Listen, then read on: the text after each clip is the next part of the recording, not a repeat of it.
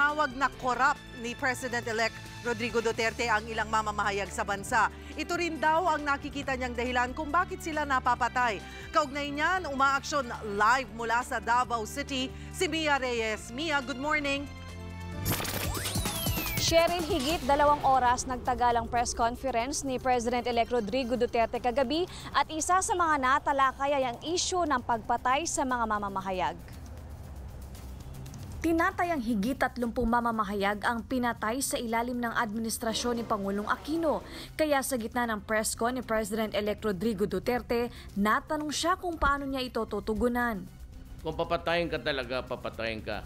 There is no way to know that the next victim would be a journalist. Sa karamihan, prangka-prangka, may nagawa yan. Kasi hindi ka naman talaga papatayin dyan kung wala kang ginawa. Yung mga expose, bad words against us, wala yan.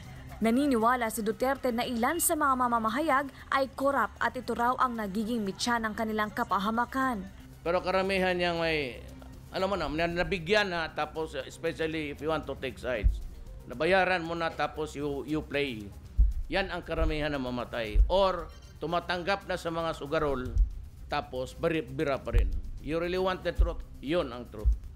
Pero paglilinaw ni Duterte, hindi niya nilalahat ang mga mamamahayag. Samantala, ramdam na ang pagiging presidente ni Digong. Mabusising iniinspeksyon ng Presidential Security Group ang gamit ng mga taga-media. Sineselyuhan din ng mga kamera na gagamitin sa presscon.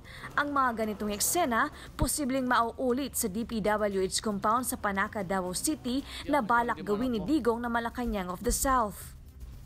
Ano gawin ko dyan sa Malacanang yawa na yan? But I can work here as a president. There's no law which is specific that, you know, I have to work in Manila, but I said ang comfort zone ko is Davao. Maybe magtiis na lang muna ako.